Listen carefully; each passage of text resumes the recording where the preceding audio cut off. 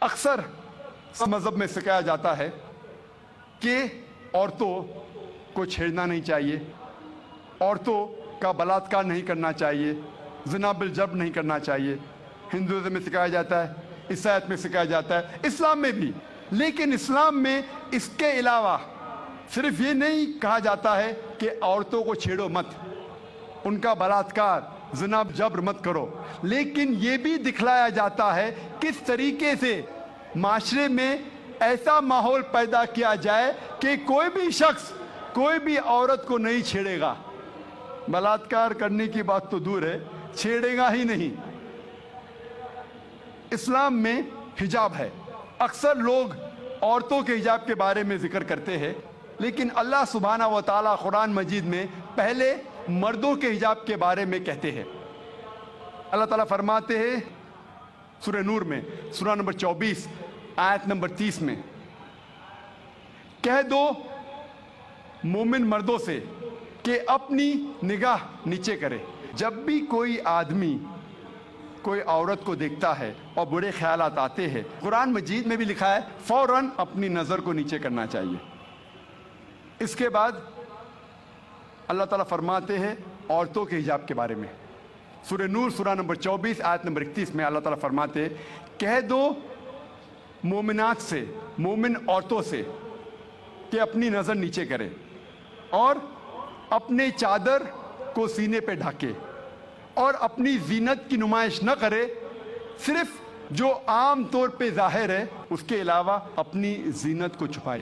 صرف محرم کے سامنے اجازت ہے کہ شوہر، لڑکے، والد وغیرہ۔ اسلام میں جب ہم قرآن اور صحیح حدیث پڑھتے ہیں، حجاب کے 6 نقاط ہیں۔ سب سے پہلے نقطہ ہے سطر، مرد کے لیے ناف سے لے کے گھٹنے تک ایکسٹینٹ، عورتوں کے لیے سارا جسم چھپا ہونا چاہیے، صرف چہرہ اور ہاتھ کلائی تک کھلا رہ سکتا ہے۔ باقی 5 نقاط مرد اور عورت میں یکساں ہے۔ دوسرا نقطہ، کپڑے اتنے مہین نہیں ہونا چاہیے، اتنے پتلے نہیں ہونا چاہیے جس کے تھرو آپ دیکھ سکیں۔ تیسرا نقطہ، کپڑے اتنے چست نہیں ہونا چاہیے کہ انسان کا ڈھانچہ دکھے۔ چوتھا نقطہ، کپڑے اتنے بھڑکیلے نہیں ہونا چاہیے کہ دوسرا جنس اس سے متاثر ہو جائے، اٹریکٹ دی اپوزٹ سیکس۔ پانچواں نقطہ، کپڑے دوسرے جنس کے نہیں پہننا چاہیے۔ اور چھٹا نقطہ، دوسرے مذہب کی نشانی والے کپڑے مت پہنیے۔ یہ 6 نقاط ہے۔ اس کے بعد اللہ تعالیٰ فرماتے ہیں سورہ احزاب میں، سورہ نمبر 33 آیت نمبر 59 میں، اے نبی کہہ دو اپنے بیویوں سے، اپنے بیٹیوں سے اور مومنات سے، مومن عورتوں سے، جب بھی وہ باہر جائے تو جلباب اوڑھے، اپنی چادر کو اپنے جسم پہ اوڑھ لے تاکہ لوگ انہیں پہچان سکے اور کوئی بھی انہیں نہیں چھیڑے۔ قرآن میں حجاب کیوں کیا جاتا ہے لکھا ہے تاکہ لوگ انہیں پہچان سکے اور کوئی بھی شخص انہیں نہیں چھیڑے۔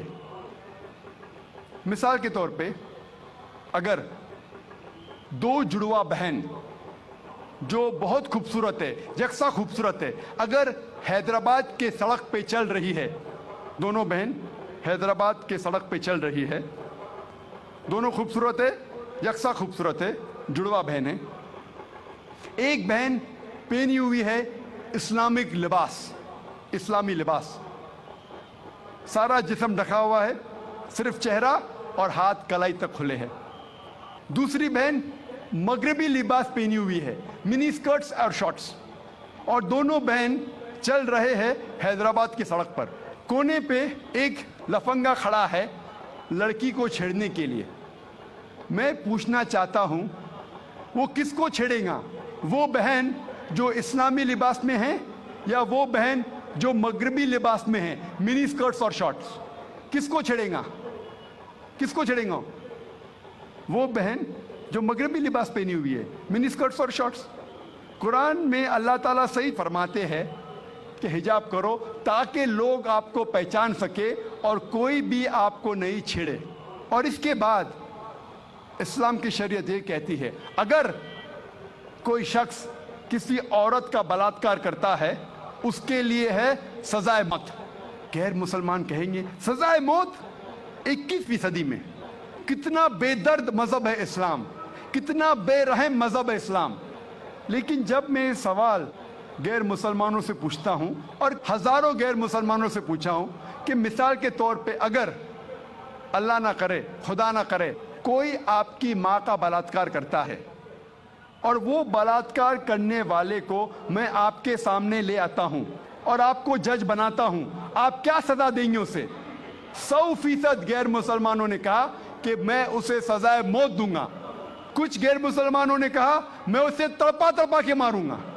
तो कौन आपकी वालदा का बलात्कार करता है, ज़िना बिल जब्र करता है, आप कहते हैं कि सजाए मौत।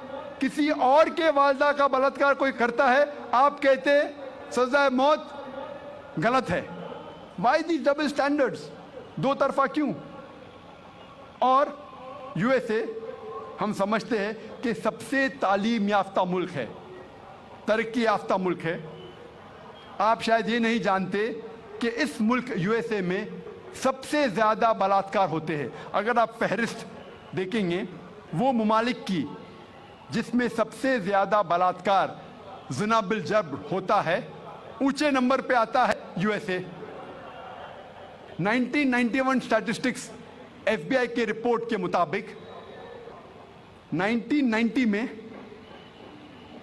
हर साल, उस पूरे साल में एवरेज हर रोज 1756 बलात्कार हुए यूएसए में।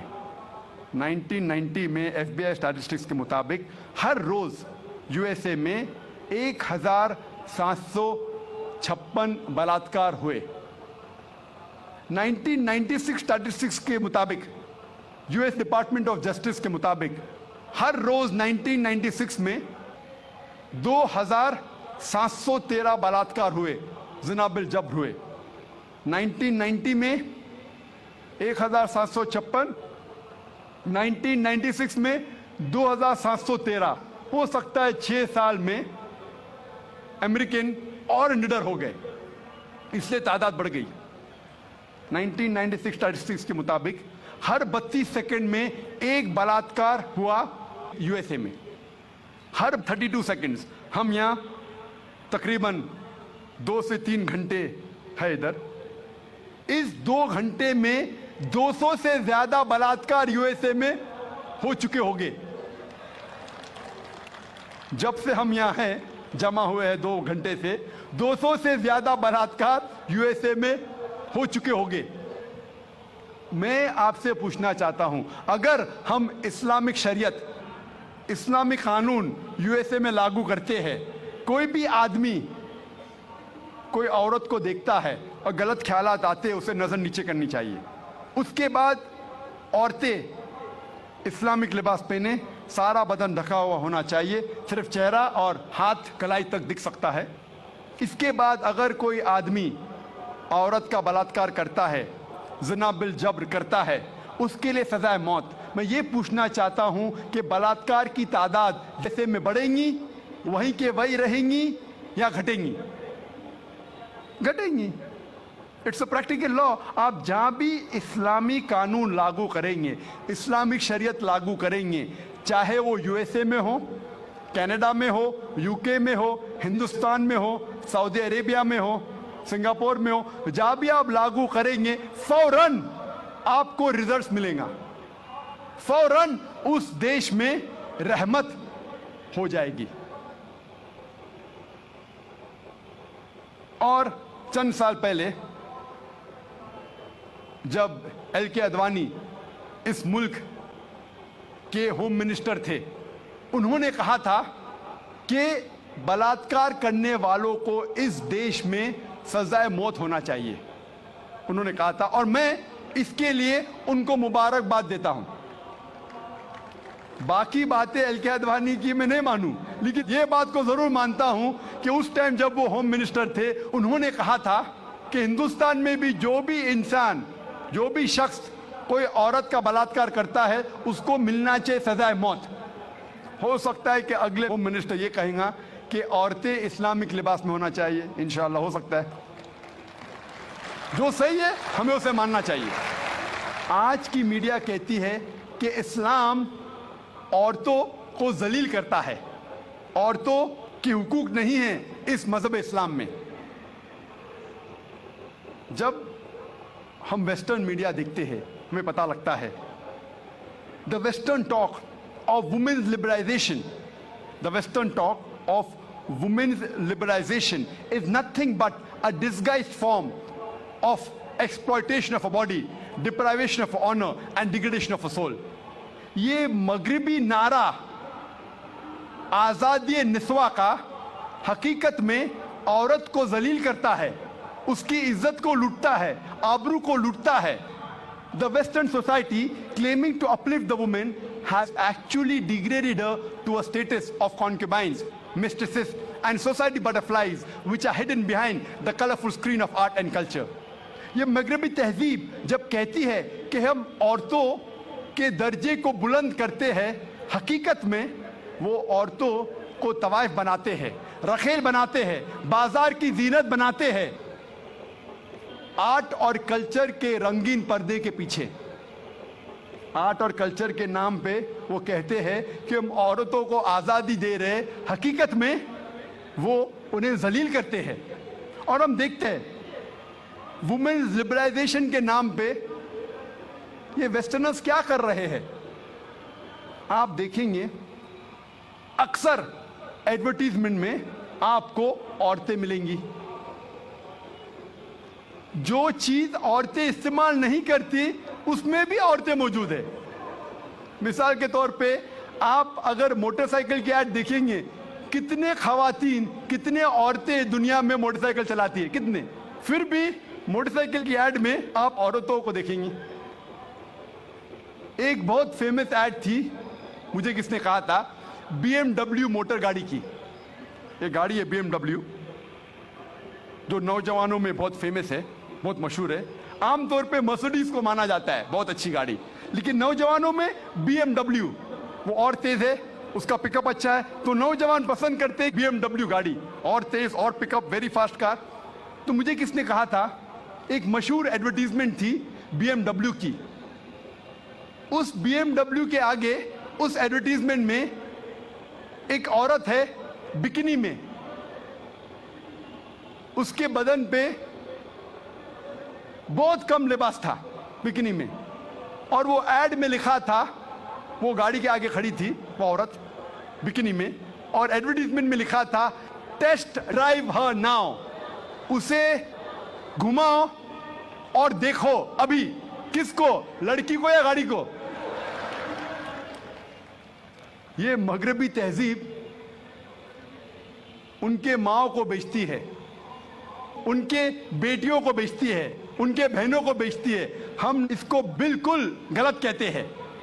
हम नहीं चाहते कि हमारे माँ, हमारे बहन, हमारी बेटियां बाजार की जीनत बने। वो लिबरलाइजेशन के नाम पे, तरक्की के नाम पे अपने खातून, अपने औरतों को बेच रही है। और हम देखते हैं कि जितना भी मीडिया इस्लाम को बदनाम कर रही है, उतना ही इस्लाम फैल रहा है।